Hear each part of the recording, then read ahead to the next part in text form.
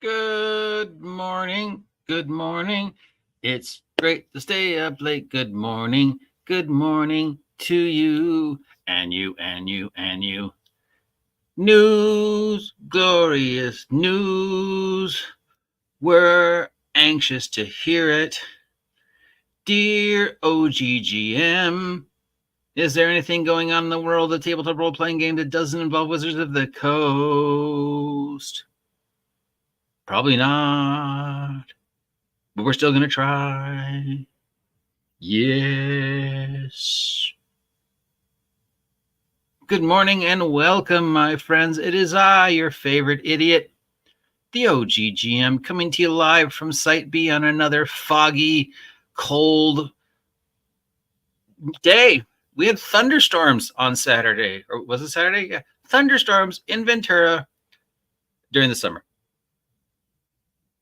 I mean, I shouldn't complain compared to the rest of the United States. It's either under hurricanes or fires or other bizarre or extreme heat warnings, including in places you never expected there to be an extreme heat warning, like Canada. It's 88 degrees in Canada. There's a sentence I'd never thought I'd say. It's like, yeah, weather. Now, I know there is a very major story happening in the real world, and a lot of people are angry, concerned, wanting to talk about it. There's already been one individual who made a video about it and how people in our community are responding to the events of this weekend and how the left is responding to the events of this weekend and or whatever. Anyways, I am choosing to provide you with a safe space. Ooh, there's that word. A island of tranquility in the raging storm of the political environment right now. I'm not going to talk about it. I'm not going to be baited into talk about it. You can insult me all you want. I want to try and just provide you with some place where we can just sit back, watch the world unravel, and talk about silly games about elves with sticks. So if you're looking for me to talk about the politics of what happened over the weekend, not going to. I'm only going to talk about politics as they relate to tabletop role-playing, which segue, segue. What's up with stamps? What's up with the stamps? Okay, so we knew a while back that the U.S. Post Service was going to do an official run of stamps for Dungeons & Dragons 50th anniversary. They're doing this, Hasbro hasn't done anything to let you guys know that they're doing this. This has all been second-party word of mouth that this is happening. So, yeah. So the stamps are out. I don't know why there has been so little coverage of the story. You would think it'd be more important, but no. The stamps are out. You know who is talking about the stamps? England, Europe. Because the European Postal Commission, the England Postal Commission, also did a run of D&D stamps. Again, I don't know what the connection is between Hasbro, because Hasbro hasn't mentioned it at all. I'm assuming they had to have some licensing agreement since they're using things like mimics, which are, unique to Hasbro, and Mind Flayer, which is also unique to Hasbro. So, yeah, but Hasbro isn't like, hey, we made some stamps and the U.S. Post Office has got it. Wizards of the Coast certainly hasn't done anything going, hey, look at our stamps. The post office, I think so far I've seen pictures of 2 post offices that actually are advertising them. I think one was I don't want to say, New York adjacent post office. It wasn't the main New York post office, but it was like a suburb of New York. Larger post office, and they had these banners all along the windows with the pictures of the stamps on them. And I saw a second picture of a post office not here in California, and not in Seattle, but a post office in, I think it was, I want to say Nevada. And same thing, larger post office, the 3 banners in front with the U.S. stamps. So the fact that there are official Dungeons & Dragons stamps from the United States Post Service nobody seems to be talking about. I can think of one person who would be like, hey, look, you know, Hasbro now owns the post office because the post office made stamps. Here they are, the official canon. No. On the other hand, England's like, hey, our post office did one. We're going to do an article about it. We're excited. Again.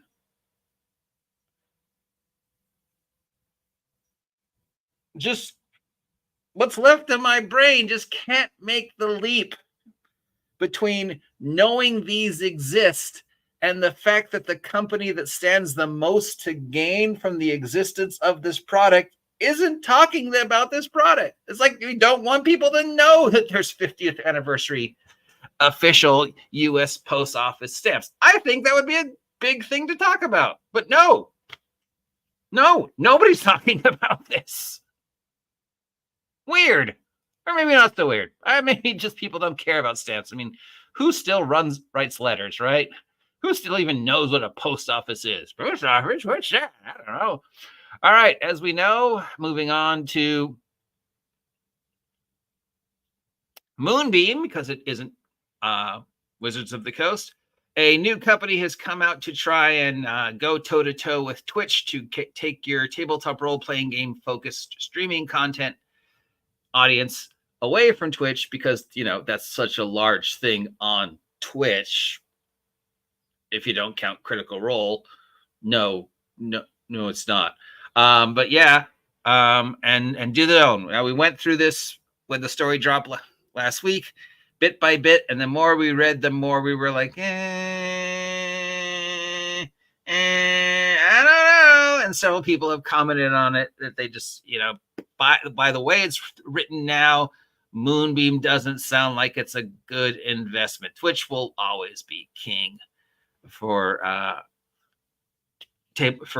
pretty much everything, you know, and for the live streaming of tabletop role playing, probably Twitch and YouTube will still be number one. Now, this is probably because, as we know, Darrington Press started their own streaming service exclusive to Darrington Press related stuff, Candle Obscura and Critical Role, something I predicted, by the way. First, yeah. And so maybe they're like going, well, you know, Critical Role did it, so we can do our own and we'll make the same amount of numbers. The problem with that sentence, of course, is Critical Role did it, and you do not have a Critical Role level of people who are going to go, yeah, I want to broadcast on this instead of Twitch. So, yeah, I don't know. I mean, I wish them luck, but yeah. And Monty Cook Games was one of the first companies to jump on the Moonbeam bandwagon. They are making Cypher content for Moonbeam. Cypher is the role-playing system from Monty Cook Games. I've heard that the Cypher superhero system is great. The rest of it is, you know, alternative Dungeons and Dragons, D20 weirdness. A little overcomplicated. I played it once, didn't really do anything for me. You know, it's like, oh, well, the character sheet is pretty, but, you know. So they've jumped on that. Monty Cook, I will say the same thing I always say about Monty Cook. Stick with one thing. Finish one thing before you start a new thing. Speaking of new things, we have the voting up for the Ennies, if you want to vote for this year's Ennies. And we have Gamma is doing their yearly Horizons Fellowship, which I've already applied for. I know I won't get it. So if you are an independent publisher who's looking for some support from Gamma, you can apply for this fellowship, and they'll, you know, help you get your product out there. So, you know, good luck to whoever gets on the fellowship.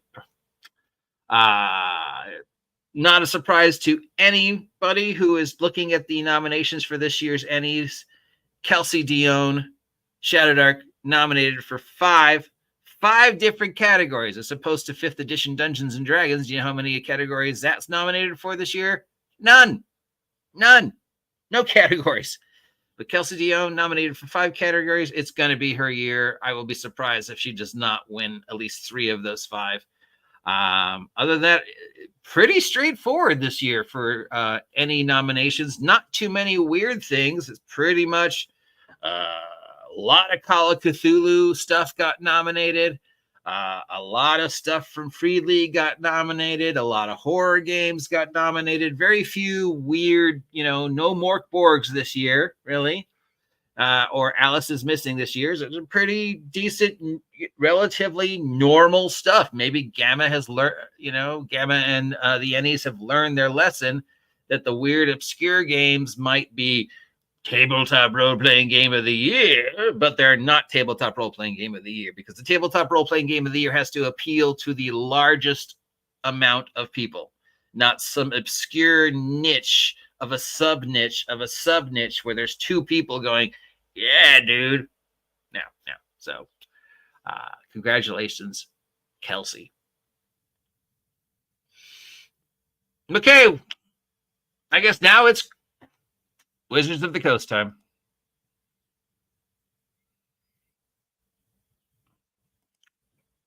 There are two major stories coming out of Wizards of the Coast over the weekend, other than the regular never-ending story about the fate of 6th edition Dungeons & Dragons 2024 and how it is not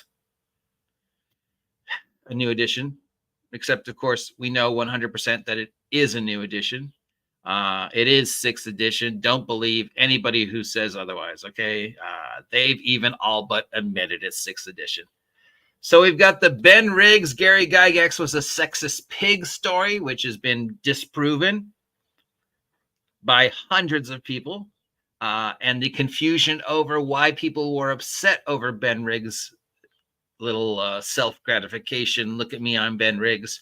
I'm an important little post about Gygax. I don't think you ever actually met Gygax, did you, Ben? But, yeah. And so there was a thing, and people were like, oh, what do you care? Blah, blah, blah, blah, blah. You're defending Gygax. It's like, no, you don't get it. That's not what we're upset about. And then we had the mysterious disappearance of our good friend Kyle Brink. Where in the world is Kyle Brink? Where in the world is Kyle Brink? So as we know, this story has been going around regarding Kyle Brink has vanished.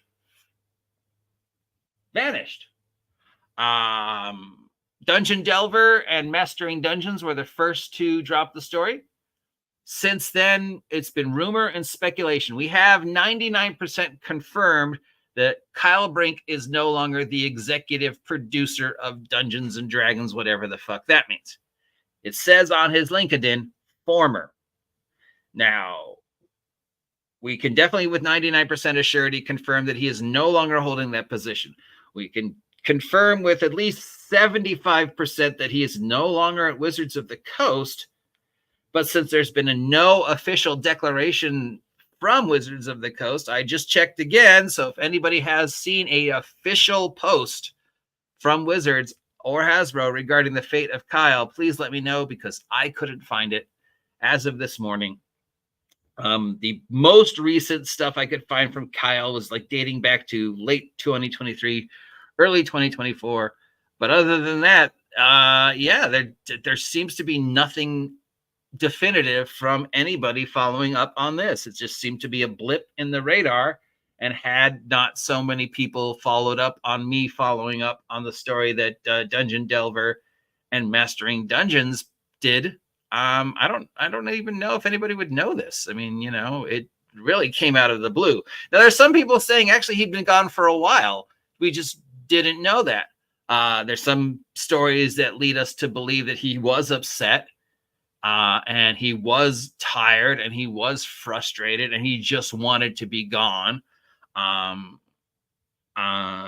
then there was this mysterious blip about a thing that he supposedly published about 2 or 3 weeks ago, before this story of him being gone started circulating, which was, I believe, Friday or maybe Thursday, where he basically vomited out the fact that everything Wizards of the Coast have been saying over the past 2 years about D&D was a lie, and regarding the direction of the digital monopoly and the NFTs and the AI stuff like that.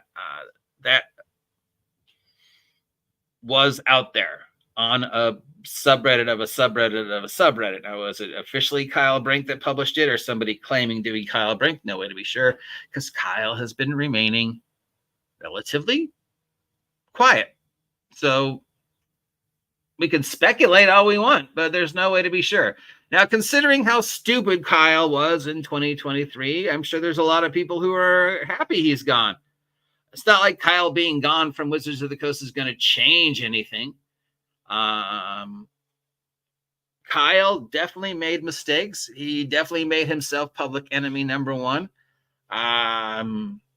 He was the face of the OGL debacle. Therefore, he was the scapegoat for the OGL debacle. Now, I don't justify Kyle Brank's behavior. What he did and what he said is just unforgivable.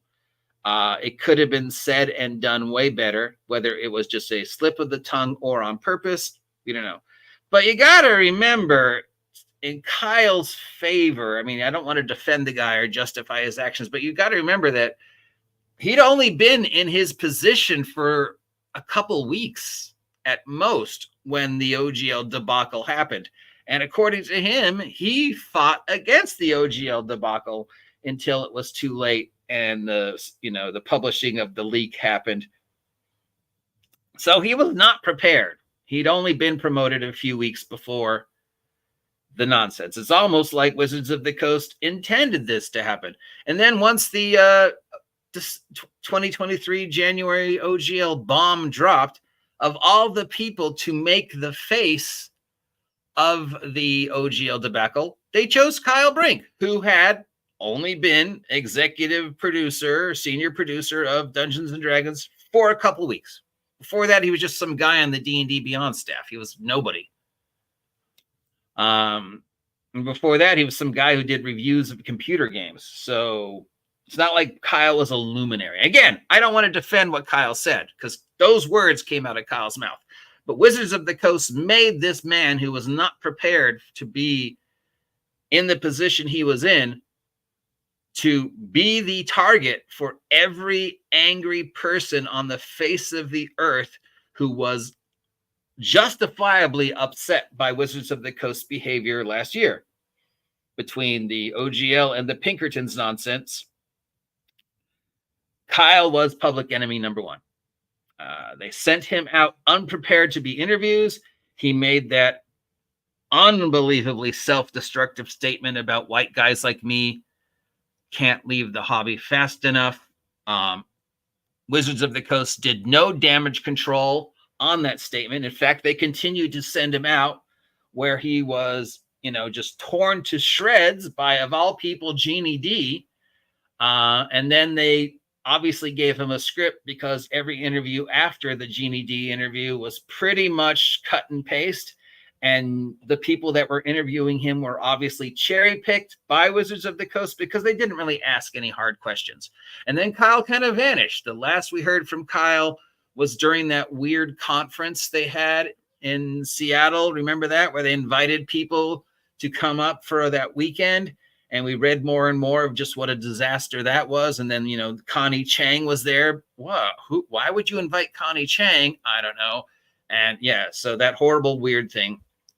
And then while people kept bringing up Kyle in the news and regurgitating the thing about what Kyle said, Kyle kind of had been quiet. There's only a couple things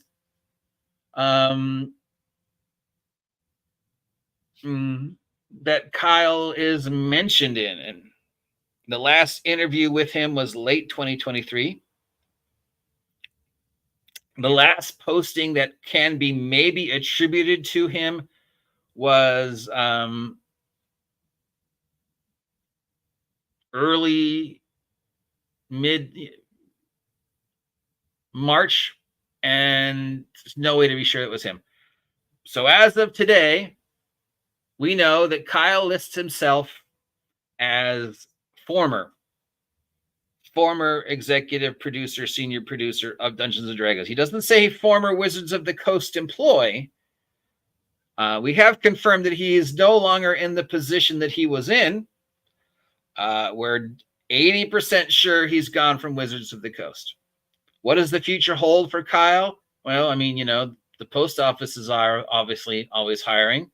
He could probably get another job doing, crisis management, data, computer stuff. She just has to keep his name out of the news. Get a job at Target, I suppose, or a coffee shop. I mean, if he's smart, he will not go back to the gaming industry. Again, I don't justify the guy. What he said was utterly stupid, utterly wrong, utterly self-destructive, enraged an entire community, both men and women. That said, I think Wizards of the Coast threw him under the bus from day one. They picked this nobody to suddenly be the executive producer of Dungeons and Dragons.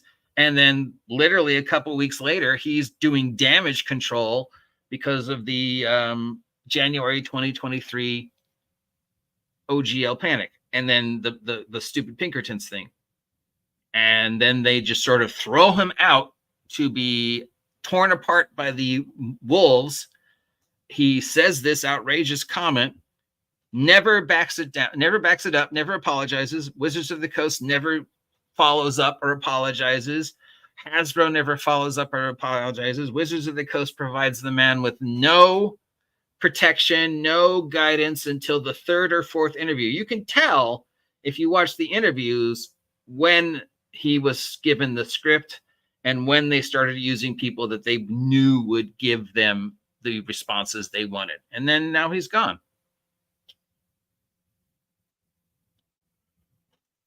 So, oh, no, Grandma says, no, he is listed as independent right now on available for hire. Okay, so he is now, yes, Grandma has confirmed. Well, I don't know where she found that because I couldn't find it, but then she's smarter than me. That's not saying much, OGGM. A glass of orange juice is smarter than you. You be quiet. I'm probably smarter than a glass of orange. No, wait. No, I'm not. What am I saying? A glass of. All right. Well, so there we have 98% confirmed that Kyle is gone from Wizards. We'll never know why. We'll never know if he quit. We'll never know if he was fired. Maybe I don't know, Target, buddy. Go to Target. They'll probably hire you. Middle management. Maybe you'll get yourself an own Target, Target Saskatchewan or whatever. I think he has a family, so obviously I want him to be able to continue to support Wizards of, his family. And if he's on his own, then let's hope he can get a job and keep a roof over his head and stay away from anything in the public eye. Because, they made him public enemy number one. Kyle was the scapegoat of 2023. And Wizards of the Coast made him the scapegoat of 2023. So you can be angry at Kyle, but he did exactly what he was supposed to do. He distracted us from the actual villains in the scenario. Because we're so angry at him, we weren't looking at Wizards of the Coast and we weren't saying, hey, yeah, this guy is saying this, but he's only saying it because Wizards of the Coast is making him. Kyle was a symptom of a much larger problem that isn't going away. Now, maybe Wizards of the Coast will come out and say, oh, yeah, we got rid of him because he's associated with last year, and we want you guys to know that we don't ever want to be, have last year be remembered. That never happened. If he's not here at the company anymore, then obviously that never happened. The 2023 Dungeons and Dragons OGL, that never happened. Which seems to be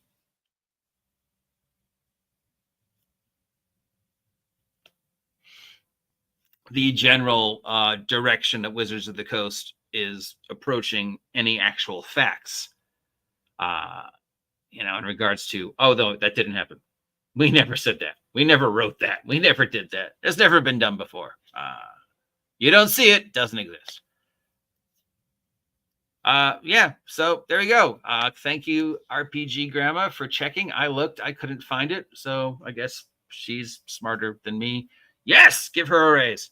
Till next time, I'm the OGGM. Again, I'm not going to talk about the elephant in the room. I'm sorry. If you wanted me to, I'm not going to. This is going to be as far as I can for as long as I can. Just a few minutes every day of just my lilting, tranquil voice trying to provide you with a safe, happy, fun, silly place to get away from the ugliness of the real world right now. So if that's something you appreciate, thank you so very much. If that's something you don't appreciate and you want to rage about the politics, I could recommend some people whose channels are probably going to focus on that. All I can say in closing is run fast, laugh hard, be kind. I'll talk to you all later.